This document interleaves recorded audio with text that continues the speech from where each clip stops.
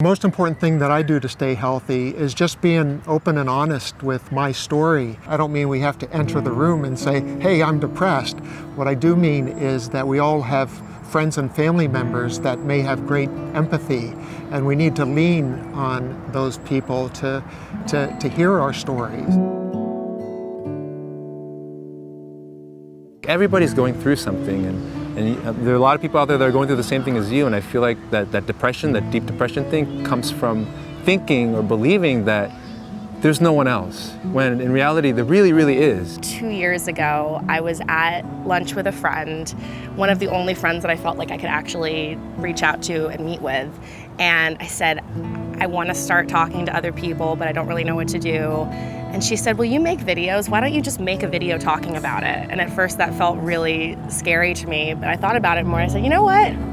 Why not? When I posted it, so many people I hadn't even heard from in years that reached out to me and said, hey, I'm dealing with this too. Like, I go see a therapist, or I'm on this medication, or so many different things. And I instantly just felt so much support. Of course, we have medical professionals there that are waiting to help us, and we also have friends that we can lean on once we start sharing our stories. Everybody else has a story, and just through that exchange of information we learn a lot more about ourselves, and we're able to serve others in what they're going through too.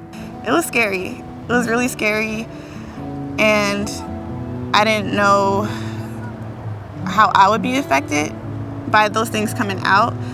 I've become more comfortable with sharing my traumas because I've seen how healing it has been for me.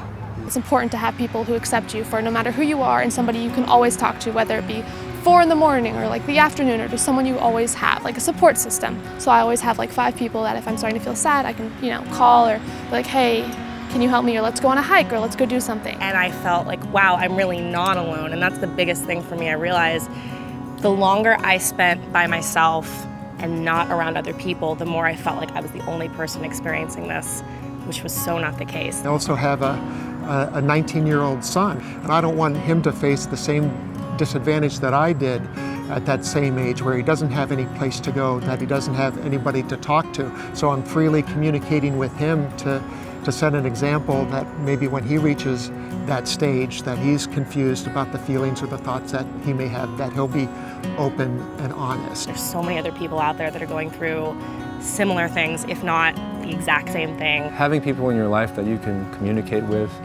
and it doesn't have to be a lot of people, it could just be the one person or two, you don't need a lot of people for that emotional kind of fulfillment.